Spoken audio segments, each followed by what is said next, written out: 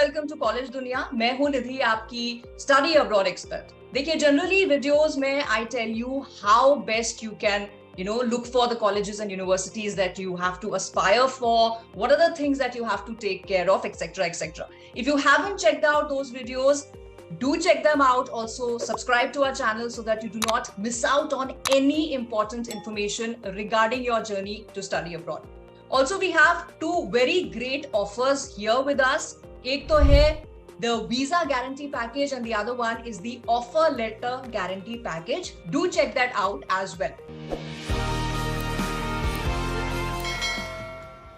Okay, so today we are going to talk about the Western Sydney University, but in a different manner.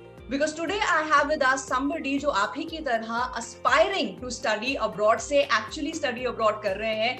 We have with us Shah today, जो Western Sydney University से Master of Planning का course कर रहे हैं. This is a multi-campus university in Australia जो कि undergraduate, postgraduate, doctoral courses offer करती है.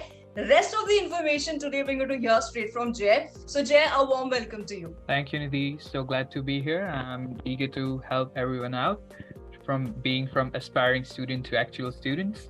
Correct. And I think that's going to be a big help because, when, the students hear from somebody who's actually gone through this entire process, it becomes a great help. But before we get into that part, Jay, I want to know more about you. So tell us, kahan se ho, what have you done before this, and what got you here finally?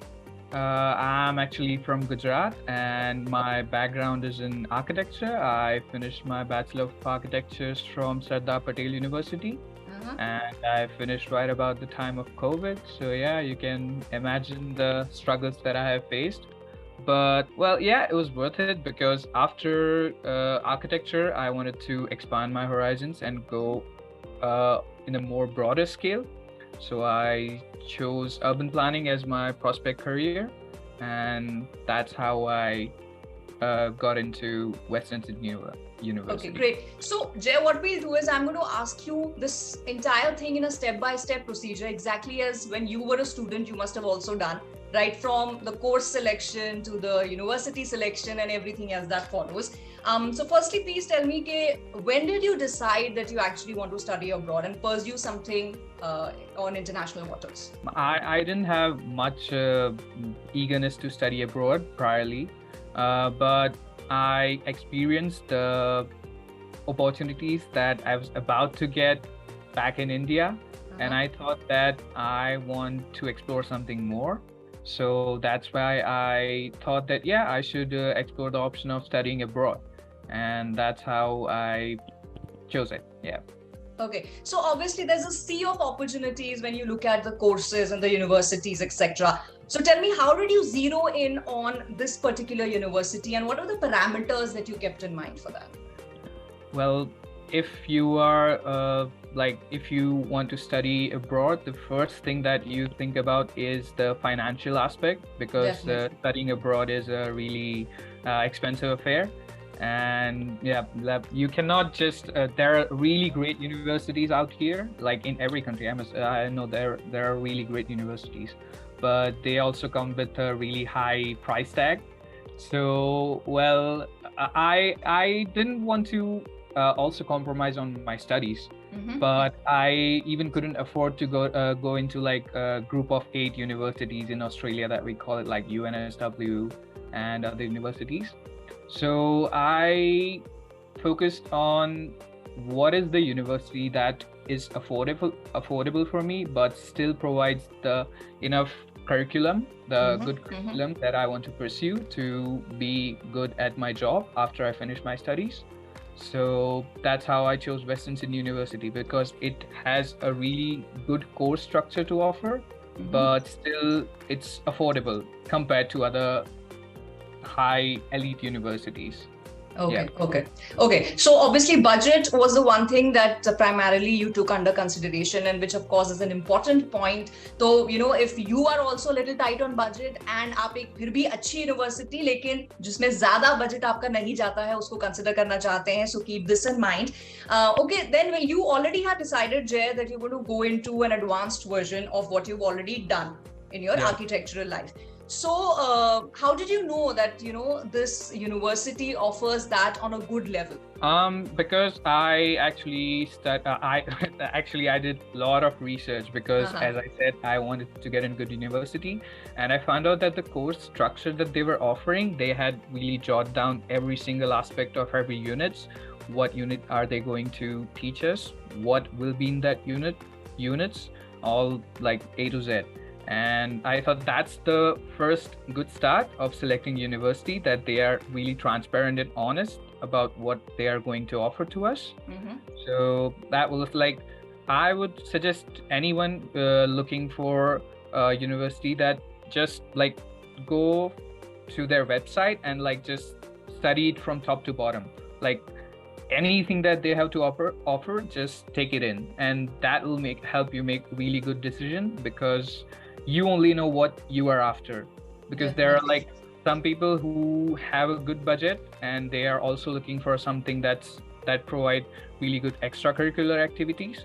So every university has like different things to offer. So I would suggest that just like try to find out what they are going to offer you. Correct. And that's one thing we also tell in all our videos, that do check out the university website that you're interested in, because obviously you get so much more information to, just clear your mind, because as I said, there are so many options.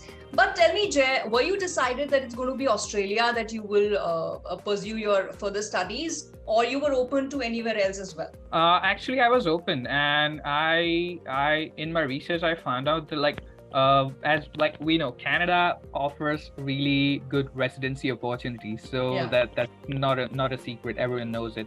And so I was inclined towards it. But then I also, my priority was also to get in a good university that provides good education according to my requirements. And I found out that in Canada, for my course for urban planning, there weren't like many good universities offering that course. Not many, like any. I couldn't find any good master's course for it.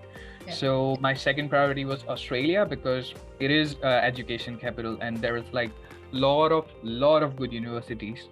So then I researched about Australia and found out about Western Sydney University, and that was the process. You know what, two good things I've so far learned from Jay's process of, choosing the college. One is, of course, the budget, which is most important because that matters a lot in the long run. Second is, you have to be decided on what kind of course you want to pursue, and then check out which university in which country is offering it. And of course, do check out the websites as well. Now, let's come to the admission process, Jay. So how tedious was this whole process? Kis tarah ke documents were needed? It's tedious, but the thing is that university offers you in a lot of ways, because Western Sydney University keeps doing I don't know what they call it, but it's kind of a seminar that they like offer to prospect students who are in the process of applying and in the admission process. So I remember attending one in Ahmedabad right before, like 2 months before the admissions were starting. So I went there and they offered me a lot of guidance on what is necessary, not just to get admission, but also to sort out my visa and everything. So that's one good aspect of Western Sydney University. And I also, well, if I talk about documents, the financial thing comes into play, because you have to show your capability of funding your education.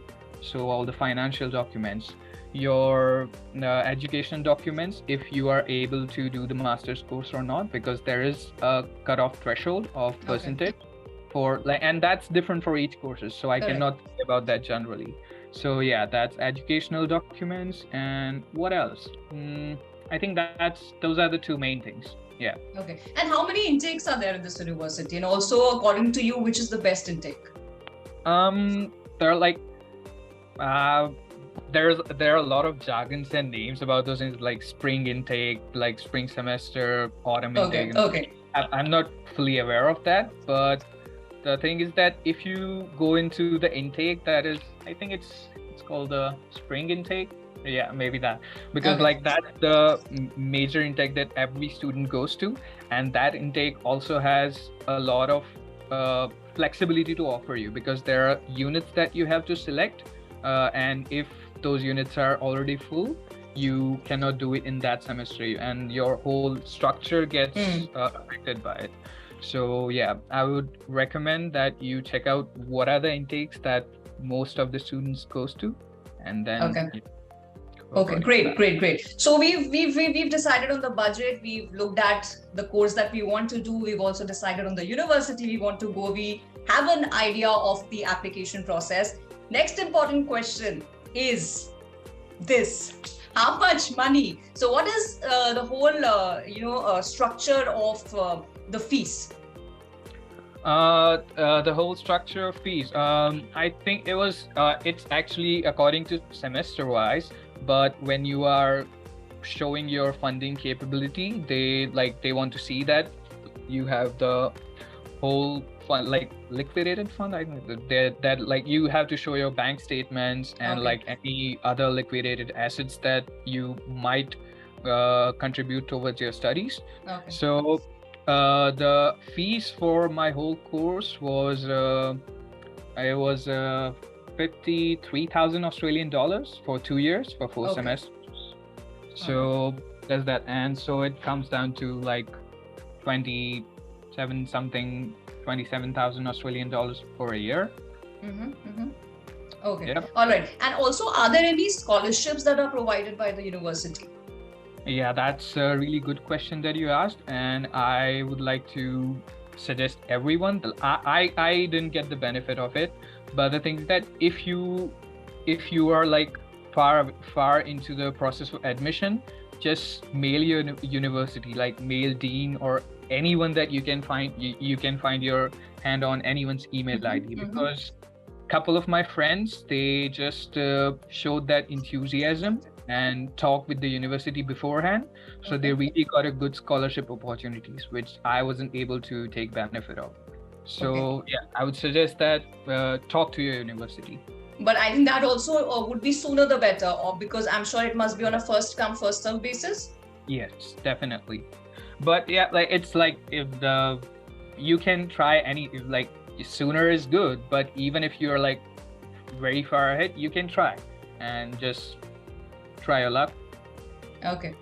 And one more point I think which everybody would really love to know is, obviously we've planned to study abroad, and maybe there'll be a lot of people who will be stepping outside the comfort of their homes for the very first time. Okay, so one question that more than students, even parents would ask: where will you stay? So what are the accommodation prospects in campus, out campus, both? So in Sydney, there is like Sydney, as everyone knows, it's a really huge city, and there are a lot of accommodation opportunity outside campus as well as inside campus. But the thing is that on campus living facilities are a little bit expensive compared to what you can manage outside. And I can see, like, I saw that a lot of people were staying in sharing, and there are really good resources like Gumtree and Flatmates. There are a lot of websites and apps that you can check out to find good accommodation. So I stayed outside off campus because it was more cheaper and more flexible as well. But a lot of times, people prefer to stay on campus because it saves time on the commute, etc. So I don't know the layout of the campus and the university structure, but can you tell me how much time then are you spending on commute? It's on average, if the Western Sydney University has campus in a lot of places, but its main campus is in Parramatta. And there are is really strong Indian community in Parramatta, so you will find accommodation in Parramatta or outside in like a couple of suburbs away. I used to live in Seven Hills, which was like half an hour train ride from Parramatta. So that's commute. But other than commute time, if you can afford it, I would suggest that you stay in the on-campus accommodation, because there are a lot of extracurricular activities that you can be part of, which you won't be able to get benefit of if you stay off campus. Correct. That's I think the next thing that I was coming to is two things that you mentioned when you were speaking. One is of course the Indian community. So I want to know if there is a strong presence of the community and how much do they help each other in all sorts of problems. And the other is the extracurricular. So let's first talk about the community. Very strong. Like in Sydney, central side is like a lot of not that much Indian population, but as I said, in Parramatta, it's called like a second Indian hub or something like that. I don't know. But there is like lot of Indian community here, and there are like Facebook pages as well, which has like, I don't know, like 20-30,000 of members. So yeah, there is a strong Indian community, and yeah, they do help each other. Like in the COVID times, there were a lot of people who were providing like grocery assistance to the students who were not able to work, and yeah, it was a good experience. Okay.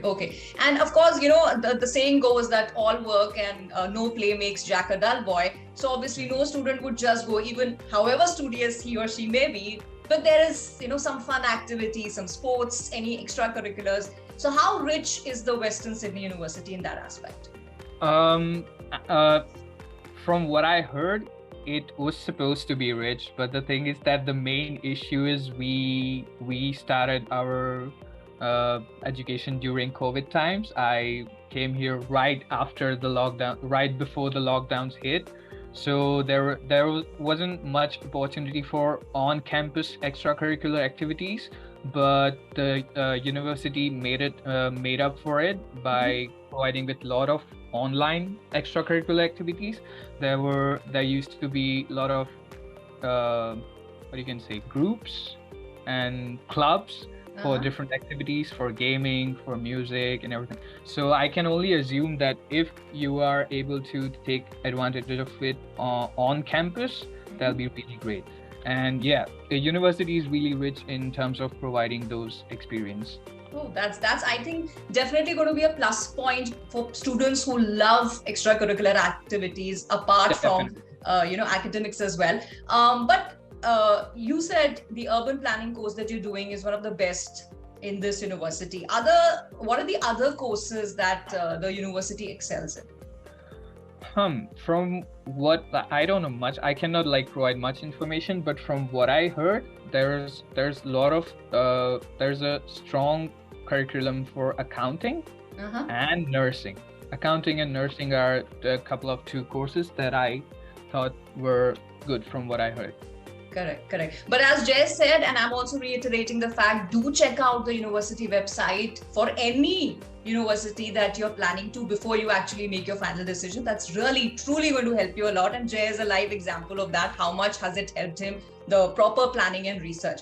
Okay, Jay, now let's come to a little fun part of it. Tell me, how is Sydney as a city? Because, if I'm coming as a student, it's not just the university I want to take the experience back home. I obviously want to visit and see what Sydney or the place that I'm going to has to offer. So how lively is it and what's the fun side of it? It's not called the cultural hub and melting pot just for the sake of it. It is a really, truly amazing experience to live in Sydney. And there's like, from this question, I would like to add that when we are an international student and we focus a lot on earning, and we miss out on the opportunities of exploring the city or like anything that we surrounding opportunities. So I would suggest that focus on that. Sydney has a lot to offer in terms of exploration. There are a lot of like there's things for everyone. There's like, if you are a nature lover, there are a lot of good hikes. If you are into cultural and city life, there are a lot of good nightlife places in Sydney as well. And yeah, there's a lot to offer.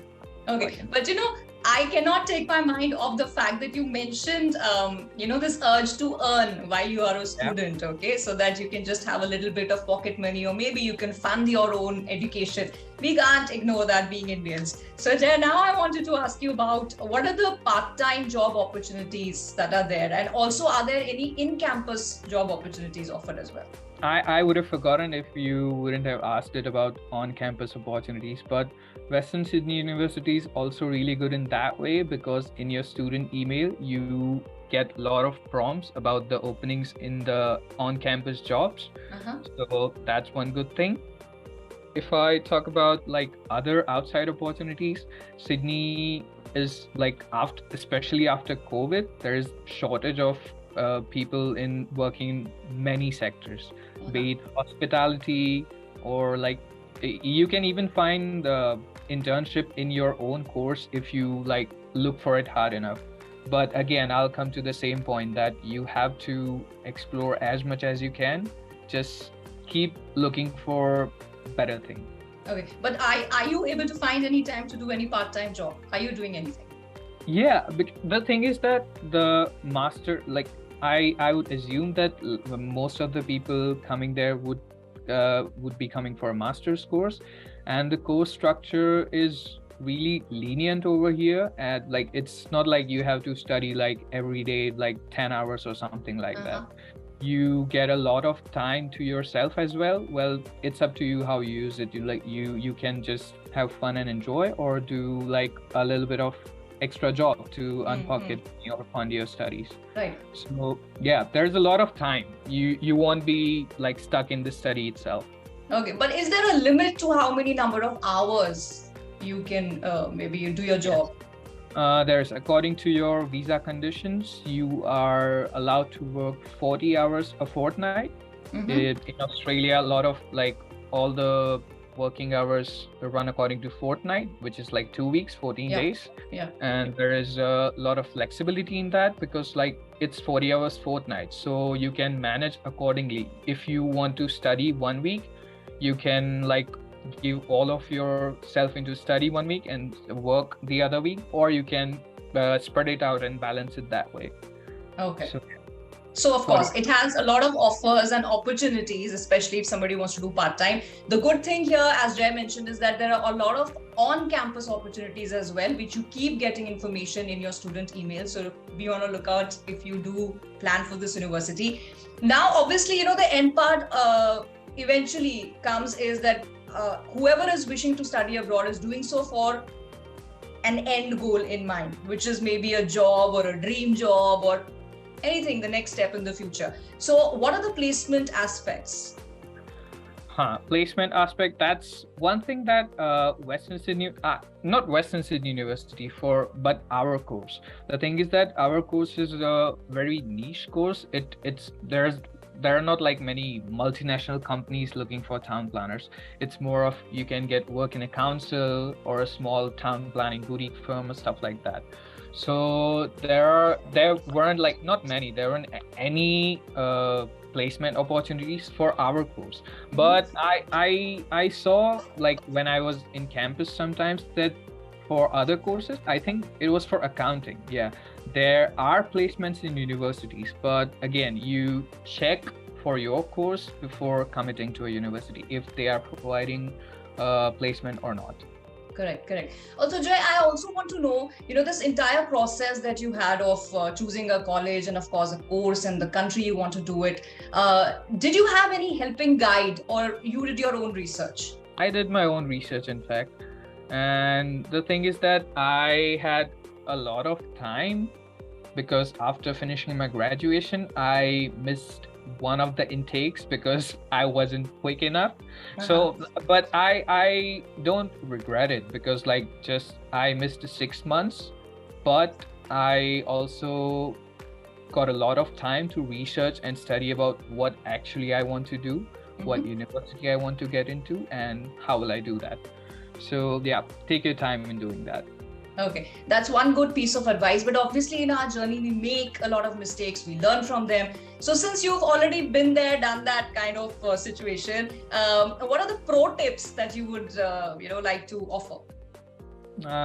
Again, it might sound like the same old record, but yeah, talk to your university, talk to people. People are there to help you only if you ask.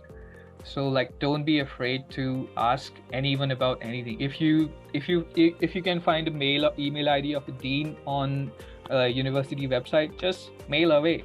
Anyone, faculty. Again, yeah, one thing I forgot to mention, that there were no placement opportunities, but the faculties of our course were really helpful because they had a lot of contacts. So I got like my in curricular internship because with the help of my faculty. So yep, ask away. Yes, ask away. And as he said, if you ask, you always get the help you need. But College Dunya gives you that help even before you've asked, because we are there to guide you on every step of the way. And right now we have Jay with us, who gave us a lot of important information and insight into the Western Sydney University. I hope that really helps you. And other than that, do check out other videos also of College Dunya, about your study abroad journey. And we'll have more such interviews with students who are actually moved from the aspirant to students actually studying abroad. Jay, thank you so much. You've been a great help, and I'm sure a lot of people are really going to be, using this insight of yours. So thank you so much, and wishing you all the luck in your study abroad journey. Thank you. Glad to be of help. Thank you. And on that note, once again, I just want to tell you, subscribe to our channel if you haven't. If you like this video, do like it. If you have any questions, queries, do post them in the comment section. Our experts will get back to you in no time. So I'm going to see you in another video. Until then, all of you take good care and good luck.